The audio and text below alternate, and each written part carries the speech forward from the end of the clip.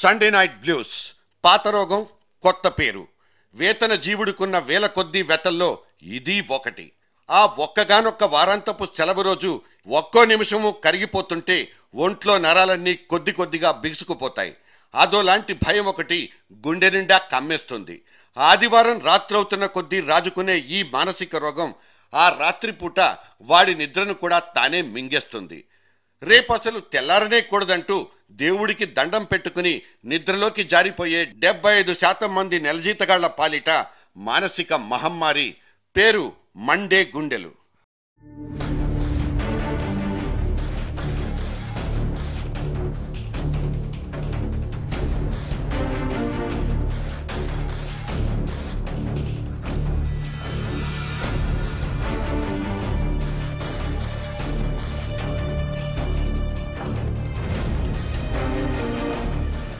ఆదివారం అంటే ఎందుకో తెలీదు, అదో రకం లవ్వు.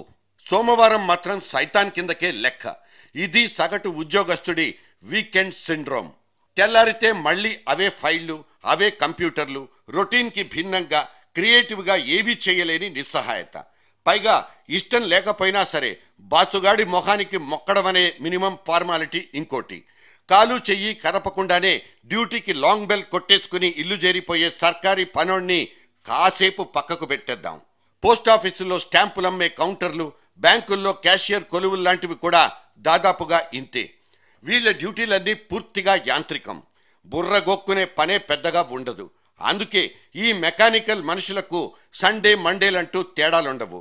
మానసిక మేధోపరమైన ఒత్తిళ్లను భరించే ఉద్యోగస్తులకే సోమవారం అంటే హడల్. ఉద్యోగ పర్వంలో ఇవాళ దాదాపు 80% దాకా ప్రైవేట్ సెక్టరే ఆక్రమించేసింది. తుమ్మకుండానే ఊడిపోయే కొరగాని కొలువులే అన్ని. నిజానికి ప్రైవేట్ ఉద్యోగం అంటేనే అదో టైపు నరకం. తలకు మించిన టార్గెట్లు, రీచ్ అవ్వకపోతే టెర్మినేషన్లు. ఆ నెల గడిచిందంటే చాలు చచ్చి బతికినట్టే లెక్క. ఇక్కడ దేవుడిచ్చిన ఆ 4 ఆదివారాలే వీళ్లకున్న ఆట విడుపులు. ఒక్కో ఆదివారం ఒక్కో పునర్జన్మ. కానీ సోమవారం డ్యూటీ కోసం రీఛార్జ్ అవ్వాల్సిన ఉద్యోగస్తుడు సోమవారం అంటేనే నీరసించిపోతున్నాడా? సరికొత్త సోమవారానికి తెరలేపే సదరు ఆదివారం నాటి కాళరాత్రులే సరాసరి ఉద్యోగస్తుడిని మెంటలెక్కిస్తున్నాయా? సోమవారం అనే మాటంటేనే ఉలిక్కి పడిపోవడం అనేది ఇవాళ కీలకమైన మానసిక రుగ్మత. పిల్లల మాటకొస్తే దాన్ని స్కూల్ ఆఫ్ బ్లూస్ అంటూ వ్యవహరిస్తాం. ఆదివారం రాత్రి కల్లోనే వీళ్లకు స్కూల్ బస్ రయ్యన దూసుకొస్తుంది. పాపం బడి పిల్లల పాలిట ఇదో పీడకల. ఇక పెద్దల విషయానికి వస్తే 75% మంది సాధారణ ఉద్యోగుల్ని ఈ ఆదివారం రాత్రి అనబడే మాయారోగం పీడిస్తున్నట్లు లెక్క తేలిపోయింది. ఆఫీసు, దాని వాతావరణం గుర్తుకొచ్చి బుర్రను పట్టుకుని తొల్చేస్తుంటే బతుకు మీద విరక్తి పుట్టేస్తోంది. వీళ్ళలో కొందరికైతే ప్రతి ఆదివారం రాత్రి కొత్త ఉద్యోగం వెతుక్కోవాలన్న కోరిక సైతం మొగ్గ తొడుగుతోంది.